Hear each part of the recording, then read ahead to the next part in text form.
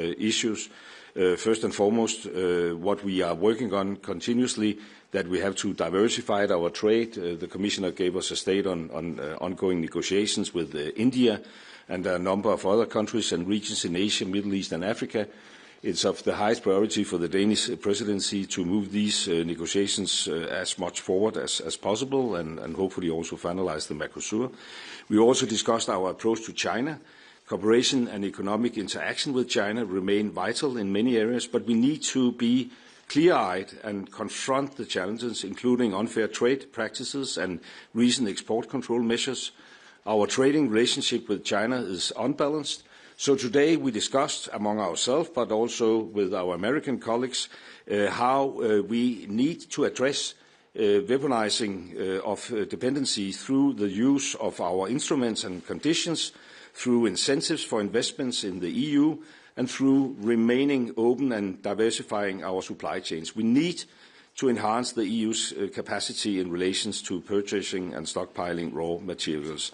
That was also at the top of our mind, and I think this discussion among ourselves was a great bridge builder to the discussion with our American friends, because as you could hear from our doorstep, we have, of course, had some bumps on our street in our bilateral relations, but if we can manage to overcome them and fulfill the implementation of what we agreed this summer, this is definitely an area where we should work closely together to the mutual benefit for Europe and America. I will leave it at that.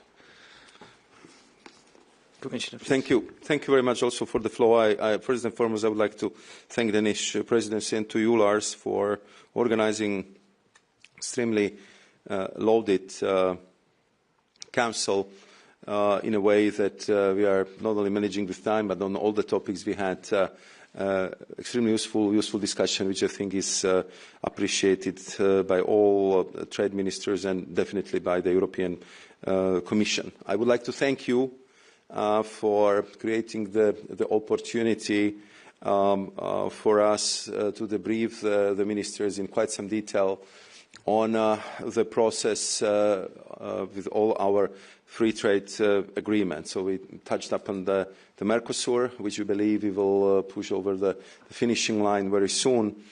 I was very glad that I could debrief the colleagues on my recent trip where we launch, I believe, new chapter, I would say historic opening for the close cooperation and new trade and investment partnership with the CPTPP countries. As you know, there are 12 countries, mostly in Pacific, who would like to work much closer with us, and this is, I think, extremely important signal, because we are talking about 30% of GDP and 40% of trade. Then I provided the detailed information about ongoing negotiations with India, with UAE, and the interest of all other Gulf countries to join the track and to start working again on the region-to-region agreement. And I expressed my hope that by 2027 we would be in the position to complete the free trade negotiations with Philippines, Thailand and Malaysia. So we are clearly diversifying as much as possible, opening new market access for our entrepreneurs, for our businesses. Everywhere we have very important chapters on managing the critical raw materials and on economic security, and I really would like to thank the Danish presidency for strong support in that regard. We also provided information about our discussions with China, about the outcome of the summit from the summer, and especially recent discussion on the supply of so-called legacy chips. As you know, this is ongoing process which requires a lot of political attention and close cooperation, not only with Netherlands but with many of the European countries, and especially with the industry. So once again, thank you very much. I think we covered the US topic together with our American partners, And as Mr. Asmussen just highlighted, I would need to excuse myself because we are continuing with the program, and we are not just going to have the meeting with very important businesses, and the program will go until the late evening today. Thank you so much. One question. We'll go for your news.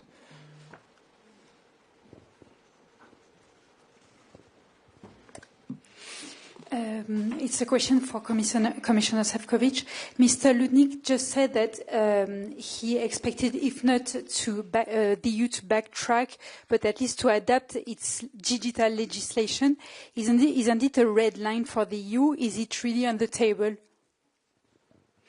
I think that both Secretary Latnik and Ambassador Gurrier also talked to my colleagues who are directly responsible for this topic this morning, and I think that we did our utmost to explain how our legislation is working. We explained that this is not discriminatory, it's not aimed at American companies, and I think that we just simply need to do more of the explanation in that regard. And I'm sure that my colleagues and myself will engage in that process. And therefore, I think that all the responses we provided just a few minutes ago are still completely valid. And at this stage, I don't think that there is anything more to add. And I'm very sorry we have to run. Thank you. Okay. Thank you so much.